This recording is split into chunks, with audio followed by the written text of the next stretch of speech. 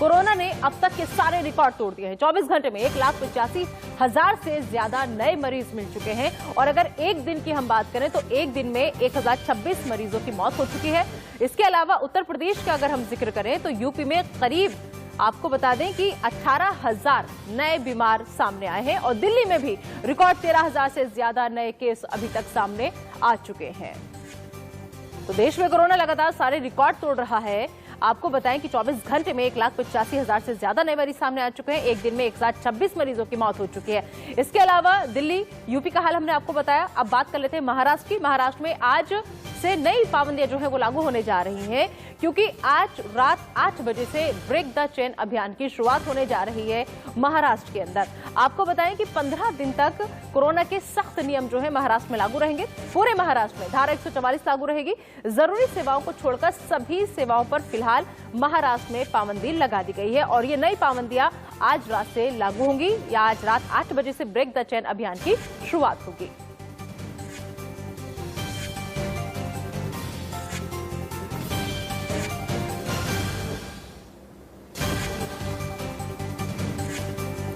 और इस पर ज्यादा बातचीत के लिए हमारे साथ हमारे 3 संवाददाता अलग अलग से जुड़ गए हैं। दिल्ली, मुंबई का रुख करेंगे हम और सबसे पहले दिल्ली का ही रुख कर लेते हैं। ऐश्वर्या वहां से हमारे साथ जुड़े हुए हैं।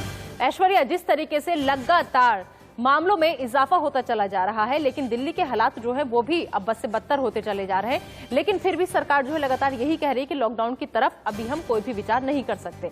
ऐसे में कैसे कंट्रोल पाया जा सकेगा इस महामारी पर?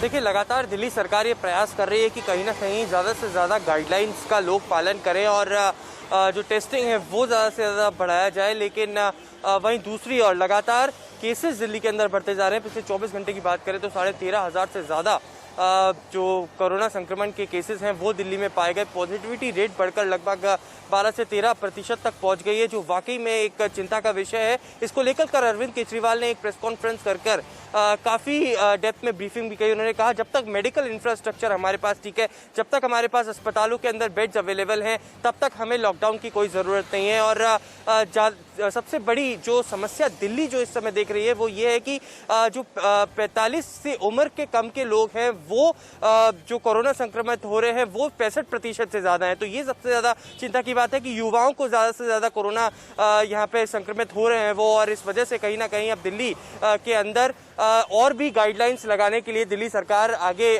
तय कर सकती है। आज भी कहीं ना कहीं आम आदमी पार्टी और कई मेडिकल टास्क फोर्स की एक अहम बैठक है अरविंद केजरीवाल के साथ। उसके बाद एक प्रेस कॉन्फ्रेंस अरविंद केजरीवाल दोपहर में करने वाले हैं। उसमें भी कई अन्य गाइडलाइंस और कई और ऐसे रिस्ट्रिक्शंस लगा सकते हैं दिल्ली के अंदर जो जिससे कहीं ना कहीं कोरोना से निजात पाया जा सके। मतलब कुल मिलाकर के आज जो बैठक होने वाली है, ऐश्वर्या, आप ये कह रहे हैं कि उस बैठक में अब और नई पाबंदियां जो हैं वो दिल्ली वासियों के लिए लागू की जा सकती हैं?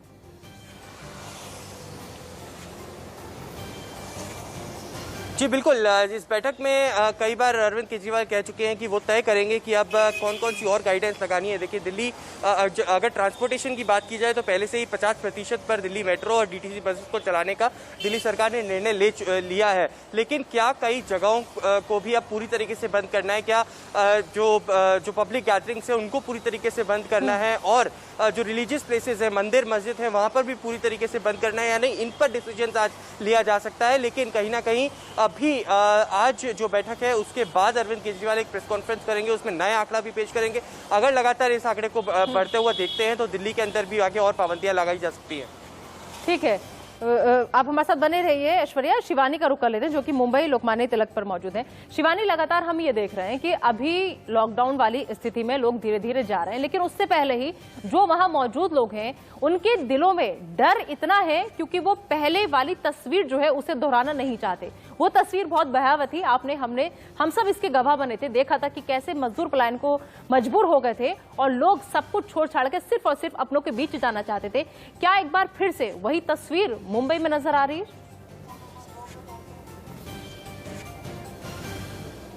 बिल्कुल, सबसे पहले तस्वीरों से ही आपको रूबरू कराएं यहाँ पर जो जमीनी स्तर पर हकीकत है। फिलहाल आप देख पाएंगे कि किस तरह से हजारों की संख्या में यहाँ पर पलायन के लिए लोग पहुंचे हैं। आप देख सकते हैं कितनी शानदार तरीके से जो सरकार के कायदे कानून है कोविड को लेकर उसकी धज्जियां उड़ाई जा रही है। कोई सोशल डिस्टेंसिंग नहीं, कई लोग जो हैं वो बिना मास्क के नजर आएंगे, मास्क ढंग से नहीं पहना है और लगातार यहाँ पे पुलिस कर्मचारियों द्वारा अनाउंसमेंट जरूर की जाती है कि सोशल डिस्टेंसिंग को फॉलो किया जाए, लेकिन कहीं ना कहीं प्रशासन भी इतनी बड़ी भीड़ के आगे फीका पड़ता नजर आ रहा है। लगातार कई दिनों से यहाँ पर मजदूरों का पलायन शुरू हो गया है जो कि आने वाले लॉकडाउन को लेकर काफी चिंताजनक थे और अब जब से लॉकडाउन की खबर सामने आई है कल रात से, उसके बाद से ही जो भीड़ का नजारा है चारों ओर आप देख पाएंगे कि अब तेजी से बढ़ रहा है। लोग जल्द से जल्द मुंबई से हटना चाहते हैं क्योंकि पिछली बार भी यही हुआ था।